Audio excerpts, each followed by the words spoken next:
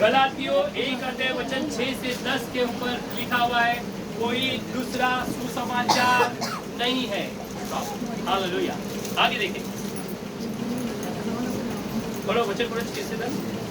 मुझे आश्चर्य होता है कि जिसने तुम्हें मसीह के अनुग्रह में बुलाया, मुझे आश्चर्य होता है कि जिसने तुम्हें मसीह के अनुग्रह में बुलाया, उससे तुम इतनी जल्दी फिरकर और ही प्रकार के सुसमाचार की ओर झुकने लगे। तुम इतनी जल्दी फिरकर और ही सुसमाचार का प्रचार की ओर झुकने लग गए। यानी बाइबल कहता है तुम इतने पक्के होकर भी, इतने प्रभु में मजबूत होने के बावजूद भी कैसे तुम दूसरे सुसमाचार के बहकावे में आ गए। क्या कह रहा है? कैसे तुम में माता वाले में फंस गए, कैसे तुम यहोवा विटनेस वाले में फंस गए, कैसे तुम यीशु की पत्नी में, कैसे तुम यीशु का जन्म हो गया फंस गए। हालेलुया। बाइबल हमें चेतावनी दे रहा है, पौलुस हमें चेतावनी दे रहा है कैसे तुम फंस गए। हालेलुया। आगे देखिए, परंतु वह दूसरा सुसमाचार है ही नहीं। परंतु मैं तुमसे कहता हूँ दूसरा सुसमाचार नहीं है। बाइबल में साफ साफ लिखा है मेरे भाई बहनों, दूसरा सुसमाचार नहीं है। आमीन।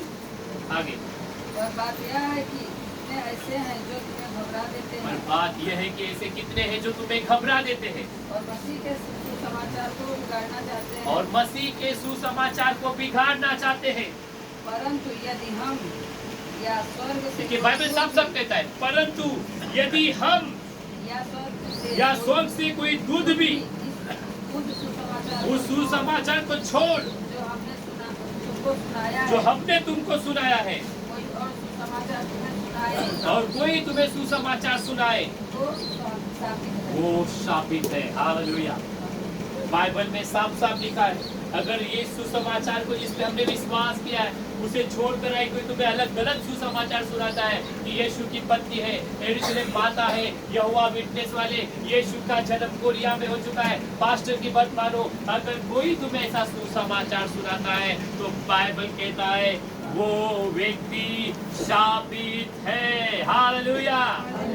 मेरे भाई बहनों, एक को छोड़ कोई सुसमाचार नहीं है जिस सुसमाचार पे हम विश्वास करते हैं।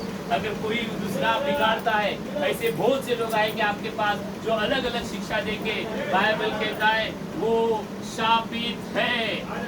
आमीन। हालेलुया। आगे देखिए क्या कह रहा है, पहले कह चुके